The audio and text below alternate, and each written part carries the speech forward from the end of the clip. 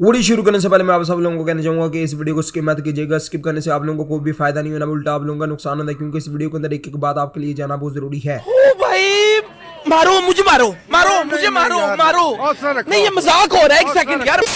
What is up guys, to the another video. My name is Xeon and you are watching Editech. Guys, आज की इस video के अंदर जो है ना वो हम लोग 40,000 का पीसी बिल्ड करेंगे एंड मैं खुद ही तेज बोल रहा हूँ ताकि आप लोगों का टाइम बचे एंड आप लोग जो है ना वो वीडियो को स्किप ना करें।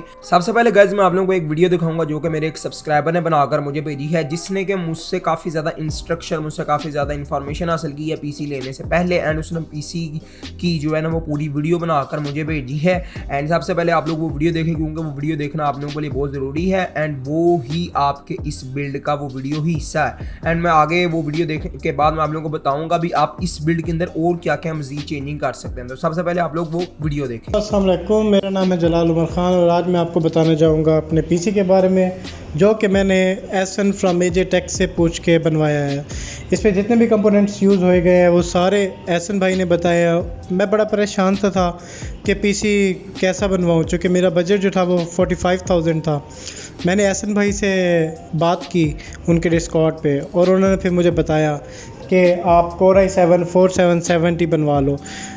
इस पीसी में जो है गीगाबाइट का बोर्ड यूज़ किया गया है, 4770 Core i7 प्रोसेसर है, 500 GB हार्ड है, 8 GB 16 मेगाहर्ट्ज़ की रैम है और इसके अंदर कार्ड जो मैंने डलवाया, एसन भाई ने मुझे रिकमेंड किया था RX 470 लेना AMD की तरफ से, लेकिन वो कार्ड अवेलेबल नहीं था तो मैंने MSI का 1050 Ti GTX ले लिया।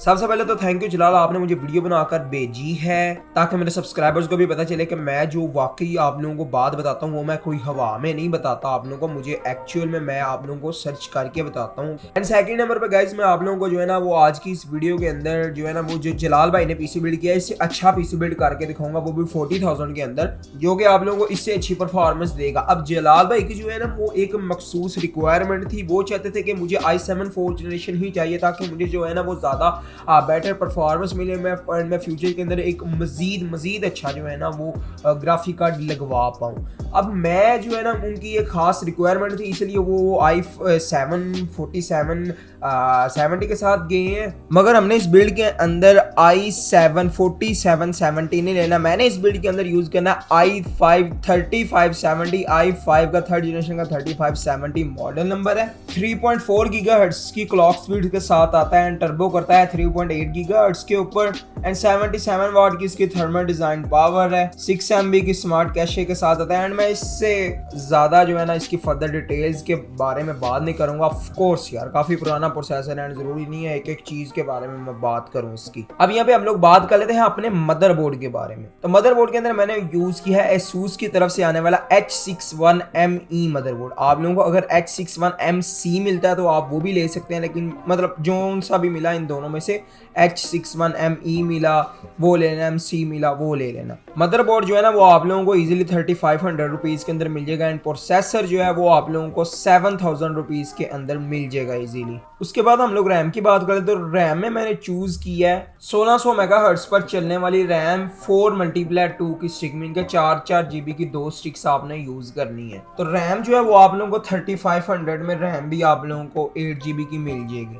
अब हम लोग स्टोरेज की बात करें तो स्टोरेज के अंदर मैंने चूज़ किया है 500 GB की हार्ड ड्राइव। अब 500 GB की हार्ड ड्राइव मैंने क्यों चूज़ की है ये मैं आप लोगों को वीडियो के आगे चल के बताता हूँ एंड और कौन कौन सी चॉइस है हार्ड ड्राइव की आपके पास वो भी मैं आप लोगों को वीडियो के आगे ही बताऊंगा। एंड ये आप लोगों को 1500 रुपये में 500 GB की हार्ड ड्राइव वेस्टर्न डिजिटल की ब्लू मिल जानी है। एंड इसके साथ जो है ना वो आप लोगों ने एक कैबिनेट ले लेना 1000 रुपीज़ के अंदर मिल जाएगा आप लोगों को डेल की तरफ से। कोई भी वो जो प्री बिल्ड पीसीज आते हैं उनके खाली कैबिनेट बच जाते हैं, केस जो होते हैं वो आप लोगों को दे देगा, अगर कोई अच्छा भी हो सकता है आप लोगों को मिल जाए। एंड इस केस की अगर मैं PSU की बात करूं पावर सप्लाई की, तो पावर सप्लाई के अंदर आप लोगों ने थर्मल टेक की ले लेनी है, कोई भी अच्छी सी 500 वाट की ले ले, या मैं जो रिकमेंड कर रहा हूं वो VS 450 या Corsair की तरफ से आने वाली, दोनों में से जो मिली 2500 रुपए के अंदर आप लोगों ने वो ले लेनी है, क्योंकि पावर सप्लाई जो है ना वो हमारी अच्छी होनी चाहिए और मैंने आप लोगों को अच्छी ही सजेस्ट की है। अब हम लोग अपने मेन कंपोनेंट की बात कर लेते हैं जो कि है ग्राफिक कार्ड, जिसने कि आपको गेमिंग करवाने। तो ग्राफिक कार्ड के अंदर जो है ना गाइस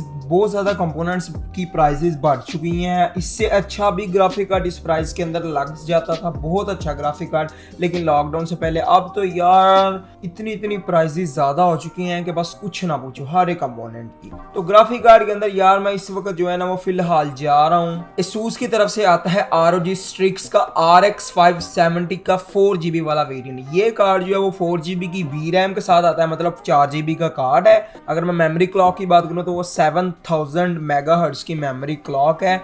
मेमोरी इंटरफेस जो है वो 256 बिट है, मीन के 256 बिट का कार्ड है। GDDR5 एंड मैं इससे ज़्यादा भी जो है ना इसकी भी फर्दर डिटेल्स नहीं बताऊंगा। काफ़ी पुराना कार्ड है, काफ़ी लोग जो है ना इस कार्ड के बारे में जानते हैं। आज के तौर पे भी आप लोग जो है ना वो इस ग्राफिक कार्ड के ऊपर हाई सेटिंग्स की 1080p लेवल की गेमिंग ईजिली कर सकते हैं, वो भी अच्छे फ्रेम रेट्स के ऊपर। ये ग्राफिक कार्ड दोस्तों आप लोगों को इजीली 18,000 रुपीज का मिल जाएगा। पहले इस कार्ड की 15,000 रुपया कीमत होती थी, 15,000 में मिल जाता था। इवन के 14 मीन के 14,000 रुपये में भी ये मिलता था। बट अब देख लो यार 18,000 से नीचे का नहीं है आज आपको मिलेगा। अब मैं टोटल प्राइसिंग की बात कर दूं, ये जो आपका पीसी है ना विदाउट ग्राफिक कार्ड, ठीक है, ये पीसी की मैंने आपको अलग अलग इंडिविजुअल कंपोनेंट्स की वैसे मैंने आपको प्राइस बता दी, लेकिन मैं आपको खाली पीसी की प्राइस बता देता हूँ पावर सप्लाई समेत विदाउट ग्राफिक कार्ड। अब ये पीसी आप लोगों को without graphic card power supply के साथ जो मैंने बताया है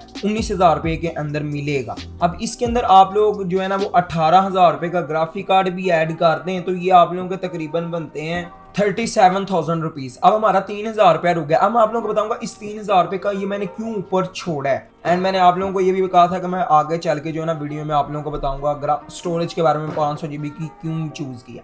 अब गाइज अगर तो आप लोगों को 18,000 रुपए का ही ग्राफिक कार्ड मिल जाता है तो आप लोगों का ये 3,000 रुपया बच जाएगा। तो इस 3,000 रुपए का आप लोग SSD अपने सिस्टम के अंदर लगवा लीजिएगा, ठीक है।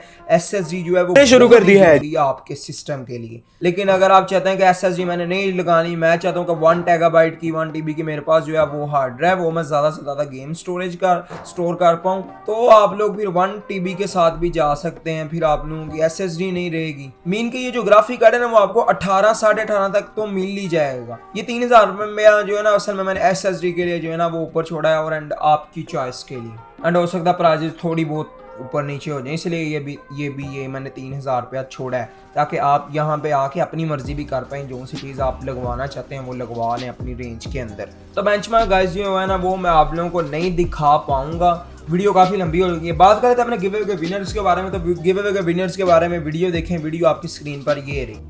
गाइस आमिर भाई ने जो है ना वो एक तरीका बताया था हमें वीडियो का में से गिव अवे का विनर निकालने का, लेकिन वो तरीका मुझे सही नहीं लगा क्योंकि वो बार बार एक ही बंदे का नाम ले जा था, नंबर 3 गूगल से मैंने गिव अवे का विनर निकालना था उन 3 बंदों में से, ठीक है। 3 बंदे मैंने पहले से निकाले थे, इन तीनों में से एक गिव अवे का विनर होना था।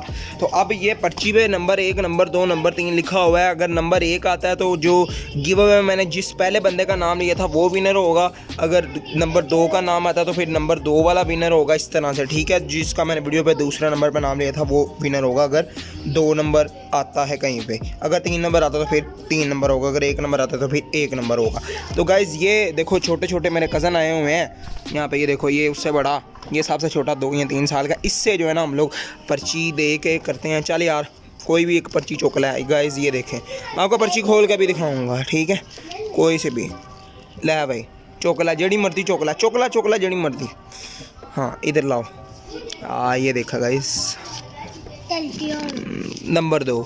गाइस नंबर 2 जो है ना वो विनर है हमारे पास। मैं आपको ये भी दिखा देता हूँ कि सारे पर्ची के ऊपर जो है ना वो मैंने लहदा ही नाम लिखा, सेम नहीं है। नंबर 1 है, ठीक है। खोलो उसे भी खोलो, देखो, और ये देखो नंबर 3 लिखा हुआ है, ठीक है। अब जो जिस बंदे का मैंने वीडियो के अंदर नाम लिया था ना दूसरे नंबर पे, ठीक है, वो बंदा विनर है। उसका नाम आई थिंक अमीर अली था, हाँ अमीर अली था, वो बंदा विनर है। अमीर अली भाई अब आप मुबारक हो, फर्स्टली आपको i5 2400 with motherboard and 8GB RAM आप गिव अवे विन किया आपने। एंड खोली जाओ उन पाए जड़ियाँ मर्दी। एंड गाइज़ ये ज़रा भी चीटिंग नहीं है, ठीक है। किसी ने कोई चीटिंग नहीं, बिल्कुल फेयर किया है मैंने। एंड गूगल से चीटिंग हो सकती थी लेकिन ये बिल्कुल मैंने लाइव कोई कट नहीं करा है। तो तो यार आई होप कि आप लोगों को पता चल गया होगा गिव अवे का विनर को ना मुबारक हो अमीर अली, आपको आप गिव अवे जीत चुके हो। एंड जितनी जल्दी हो सकता है मुझे जो है ना वो मेरे जीमेल के ऊपर मेरे साथ रब्ता करो अपने इसी अकाउंट से, ठीक है। ये जो आपका अकाउंट है, अगर आप विद इन 48 आवर्स के अंदर अंदर जो है ना वो मेरे से रब्ता नहीं करते तो ये गिव अवे जो है ना वो जो दूसरे 2 बंदे हैं उनमें से किसी को दे दिया जाएगा, फिर आपको नहीं मिलेगा। 48 आवर्स के अंदर अंदर जितनी जल्दी हो सकता है मेरे से रब्ता करो। तो यार बस आज की वीडियो यहीं तक ही। मैं उम्मीद करता हूँ कि वीडियो आप लोगों को पसंद आई है। एंड अगर आप लोगों को वीडियो पसंद आई है तो वीडियो को लाइक कीजिएगा, दोस्तों में शेयर कीजिएगा। See you guys in the next one. अल्लाह हाफिज।